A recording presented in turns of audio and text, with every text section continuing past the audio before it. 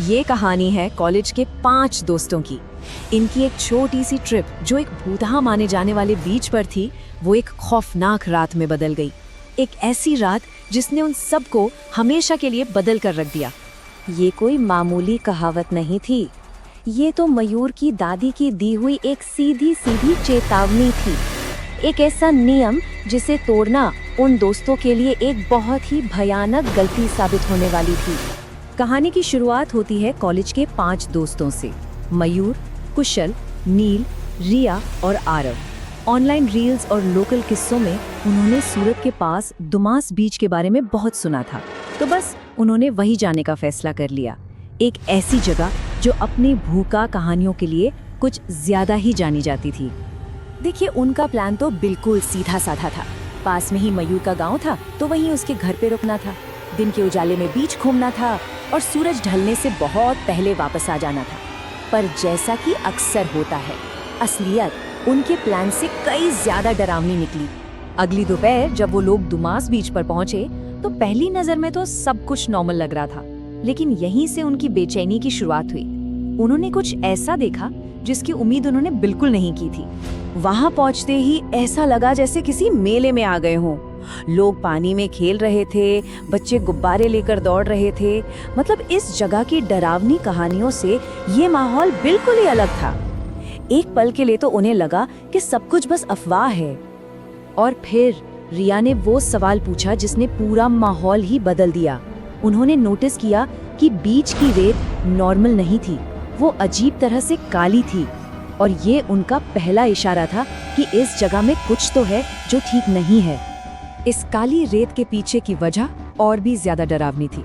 वहाँ के लोकल लोग मानते हैं कि ये बीच सदियों तक एक हिंदू श्मशान घाट हुआ करता था, और रेत का ये काला रंग दरअसल लकड़ी और लाशों की राख है जो मिट्टी में मिल गई है। तभी बीच पर बोतलें इकट्ठा कर रहे एक लोकल आदमी ने उनसे ये बात कही। उसके इन शब्दों ने उन सुनी सुनाई कहानियों को एक असली डर में बदल दिया। और यहीं से कहानी ने एक खतरनाक मोड़ लिया। जैसे जैसे शाम ढल रही थी, ग्रुप ने अलग होने का फैसला किया। एक ऐसी गलती जो अक्सर डरावनी कहानियों में किरदारों को अकेला और खतरे में डाल देती है। हुआ ये कि कुशल की नजर दूर एक पुरानी टूटी फूटी इमारत पर पड़ी। शाम हो रही थी, लेकिन फिर भी उसने बाकी लोगों को वहां चलकर देखने के लिए मना ही लिया। और बस एक एक करके दोस्त अलग हो गए। रिया और आरव ने तो साफ मना कर दिया। नील थोड़ी दूर गया तो उसे भी बेचैनी होने लगी और वो वापस लौट आया। और आखिर में बचे मयूर और कुशल, जो उस खंडहर के पास बिल्कुल अकेले रह गए। और सूरज भी लगभग डूब चुका था। और जब मयूर और कुशल उस खंडहर के पास पहुंचे तो उन्हें एक पुराना जंग लगा हुआ बोर्ड दिखा, और उस पर जो लिखा था उसने उन सभी अफवाहों पर मुहर लगा दी जो उन्होंने सुनी थी। अब कहानी अपने सबसे खौफनाक हिस्से पर पहुंचती है। जैसे ही पूरी तरह से अंधेरा छाया, मयूर और कुशल को एहसास हुआ कि वो रास्ता भटक गए हैं और उस डरावने बीच पर अकेले फंस गए हैं। शाम 6 बजे से लेकर आधी रात तक उनकी दहशत बस बढ़ती ही गई।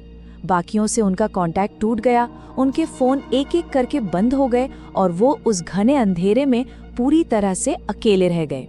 और फिर वो हुआ जिसका उन्हें डर था।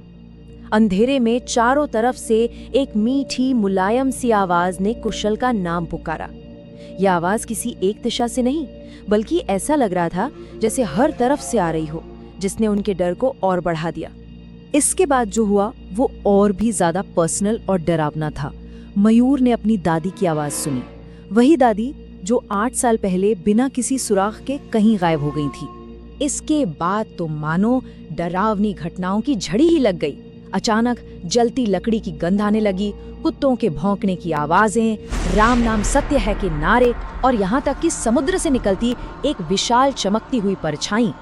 ये सब एक साथ हो रहा था, जिसने उन दोनों को दहशत और थकावट से बिल्कुल तोड़ कर रख दिया। तो अब आते हैं कहानी के अंत की ओर। देखते हैं कि उस भयानक रात के बाद आखिर हुआ क्या। उन्हें बचा तो लिया गया, लेकिन उस रात का असर उनके दिमाग पर हमेशा के लिए रह गया। अगली सुबह उनके दोस्त, पुलिस और मयूर के मामा उन्हें ढूंढते हुए पहुंचे। उन्होंने दोनों लड़कों को पानी के किनारे बेहोश पाया। उनके शरीर गीली रेत से ढके हुए थे। जब उस दोपहर उन्हें होश आया तो दोनों को 103 डिग्री का तेज बुखार था। ये इस बात का साफ संकेत था कि वो किस भयानक मानसिक और शारीरिक टॉर्चर से गुजरे थे। हाँ, वो उस बीच से बचकर तो आ गए, लेकिन दुमास बीच का खौफ शायद उन्हें कभी छोड़कर नहीं गया। और मयूर के वो डरावने सपने आज भी इस बात का सबूत है। तो ये कहानी हमें इस एक सवाल पर लाकर छोड़ देती है, क्या कुछ जगहों की यादें इतनी गहरी होती हैं कि वो कभी खत्म नहीं होती?